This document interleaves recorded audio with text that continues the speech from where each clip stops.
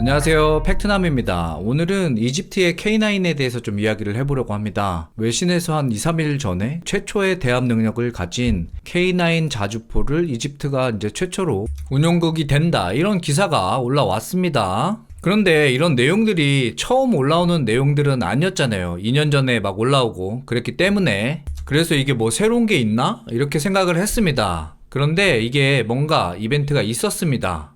그래서 그 내용 위주로 이야기를 좀 해보겠습니다.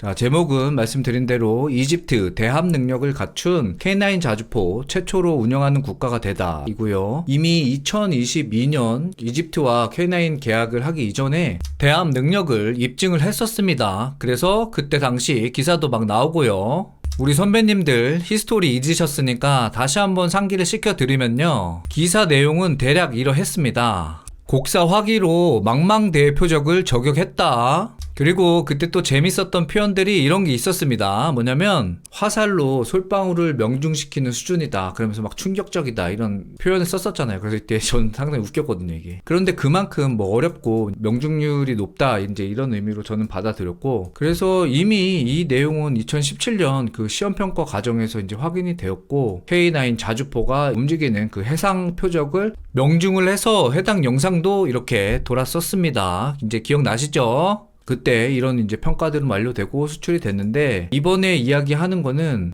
이 내용이에요. 그 하나 에어로스페이스의 K11, 그러니까 사격 지휘 통제 장갑차, 이집트 이제 전용 모델이잖아요. 여기에 들어가는 체계랑, 그리고 이집트에서 가지고 있는 그 K9A1의 그 사격 통제 시스템, 그거를 수출했다는 내용이 공시로 떴습니다. 이제 아마 그 내용을 가지고 이집트가 공급된 시스템 받아서 제대로 온전한 시스템을 꾸민 거죠. 그래서 이집트 현지에서 기사가 뜨고 이제 그 내용들을 받아서 군사 전문지들이 받아 쓴 것으로 생각이 됩니다. 그 내용 하나하나 보면서 이야기를 해보겠습니다. 일단 K11은 그 K10 차체를 가지고 이제 내부에 관련 장비들을 꾸며서 포병 사격 지휘 체계 능력을 가진 이제 차량으로 개조를 한 건데요. 각종 정찰 장비, 그리고 탐지 장비들이 포함되어 있고, 통신 장비, 그 다음에 차량은 이제 이집트 전용 모델이다. 그래서 이제 기사 내용을 보니까 K10의 차체를 이용해서 뭐 전원 공급 장치, 그 다음에 뭐 전술 통제기, 그 다음에 통제 제어 시스템, 그 다음에 관련 디스플레이들, 이렇게 핵심적으로 들어가서 그 전용 차량을 이제 만들어낸 거다. 자, 이거 어떻게 만들었냐. K10 그대로 가지고 와서요,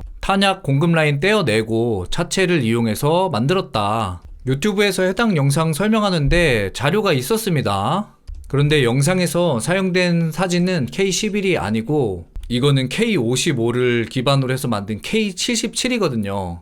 보면 비슷하지만 외관상으로 확연하게 차이나는 거는 쉽게 바퀴 개수가 다르죠. 얘는 하나, 둘, 셋, 넷, 다요, 7개고, 저 K10 기준은 하나, 둘, 셋, 넷, 다섯, 6개니까 이거는 그 영상에서 아마 비슷한 차량을 갖고 오려고 했는데 관련된 사진이 없다 보니까 이걸 갖고 온 것 같아요. 그래서 이거 렌더링 사진 보면은 뭐 기타 외관은 거의 비슷합니다. 우리 K77하고. 그래서 오늘 하려는 핵심은 이거예요. 얼마 전에, 그러니까 24년 12월 27일 날 하나 시스템에서 공시가 올라옵니다. 그 어떤 공시냐면은 사격지휘 체계랑 통제 시스템, 그리고 C2 관련 장비 수출했다고 하는 거예요, 이집트에. 그래서 그 내용을 보니까 다트 공시 자료거든요. 그래서 이집트의 K9 그리고 K11에 들어가는 그 각각의 사격 통제 시스템하고 체계 내용과 그다음 C2 장치 그 물품 계약을 했다. 그래서 해당 내용은 한 800억이다 라고 이제 공시가 떴어요. 이 공시 내용과 기사 내용을 종합해 보니까 사격 통제 시스템을 해당 공시 기준으로 내년, 그러니까 2025년 초부터 초도 물량을 이제 공급하겠다. 그래서 제 예상에는 아마 2025년 아마 초반쯤 이제 공급이 된 것 같고,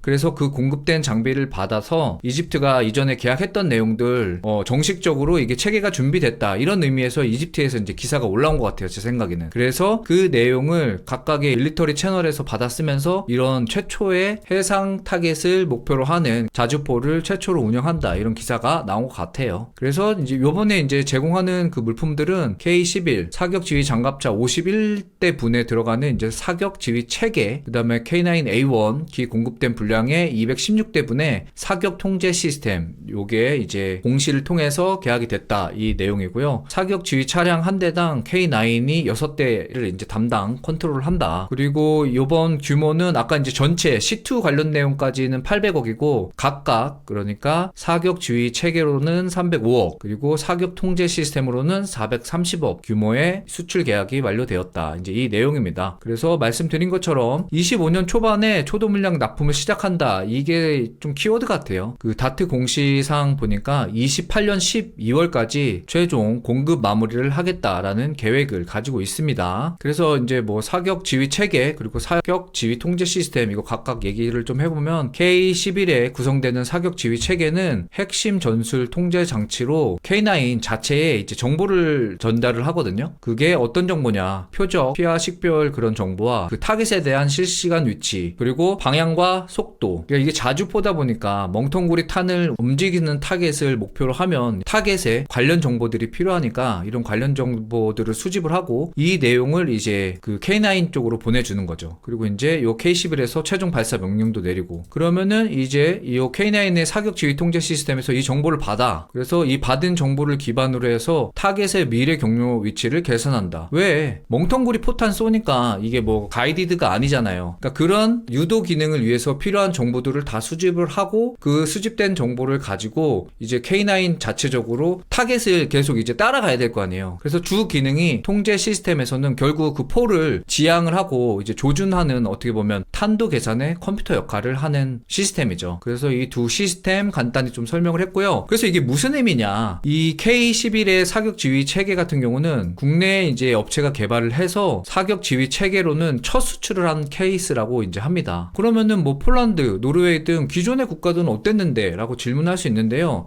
이제 기존에 수출했던 국가들에서는 운용 개념의 차이가 있고 그러한 이유 때문에 보통 이제 도입국 자체가 제품에 이제 탑재를 한대요. 그렇기 때문에 이번 이집트의 K11에 들어가는 그 사격 지휘 체계가 첫 수출이라는 이런 의미가 있습니다. 그래서 결국 이 K11의 용도는 그거죠. 대함 임무에 맞게 우리 K10 차량을 관련 장비를 넣어서 개조한 것이다. 그리고 이제 기사에서는 이런 기존 포병 시스템을 그 해안에 AD 개념의 이런 대함 개념의 포로 이제 사용을 한 거잖아요. 다 영역 작전에 활용한 이제 시스템이라고 평가를 하면서 이게 하나의 글로벌 트렌드가 이제 될 것이다 라고 평가를 하고 있습니다. 그렇죠. 이런 내용들이 이제 계속 나오면 아무래도 지금 우리 K9 자주포가 이 대함 능력을 가진 포로서 해안을 가진 이제 국가들로부터 저렴한 대함 능력을 가진 솔루션으로 제시가 될 수가 있겠죠. 그래서 이런 대함 능력을 가진 K9의 효과는 어떨까? 기사는요, 지상뿐만 아니라 이런 해안, 연안 방어도 가능하기 때문에 네트워크 측면에서 이제 강화가 될 것이고, 당연히 아무래도 육상 기반의 이제 차량을 이용하다 보니까 기동성 측면에서도 훨씬 유리할 거고, 비용 측면에서도 훨씬 효율적이다. 그렇죠. 기타 정찰, 표적 확인, 뭐 트래킹 이런 장비들은 들어갈지 몰라도 그래도 한 발에 몇백만 원에서 한 몇천만 원짜리 포탄을 날리는 게 낫지 몇 억짜리 대한미사일 날리는 것보다는 훨씬 비용 측면에서 효율적이다 이야기하고 있습니다. 그래서 이런 지상 기반의 장비로도 해상 위협에 대한 대응이 가능하다라는 솔루션으로 효과를 확실히 보고 있다 평가를 하고 있습니다. 자, 그럼 전체적인 평가 한번 볼까요? 자, K9은 기존에 많은 국가에서 사용을 했고 그 국가마다 작전 요구 조건에 맞게 현지화를 해왔다. 그런데 특히 이번 이집트에서 대함 응용 이런 능력들은 최초이면서도 또 독특한 사례이다 라고 평가를 했습니다. 따라서 이제 지상군 전력 강화뿐만 아니라 해군의 이런 능력까지도 격상할 수 있는 솔루션이라고 평가를 하고 있습니다. 예, 맞습니다. 맞는 평가고요. 자, 그래서 이렇게 지상 기반의 차량들을 이용해서 지상 화력 지원 솔루션으로도 가능하지만 이런 대함 능력 이제 갖춤으로써 향후 이집트의 높은 기대감을 추가적으로 가져갈 거라고 하고 있습니다. 왜냐? 기존에 이런 K9의 평가들이 상당히 긍정적이다. 그렇기 때문에 전문가들이 볼 때 포병 시스템 투자를 확대할 가능성이 높다. 누가? 이집트가. 그렇죠? 그리고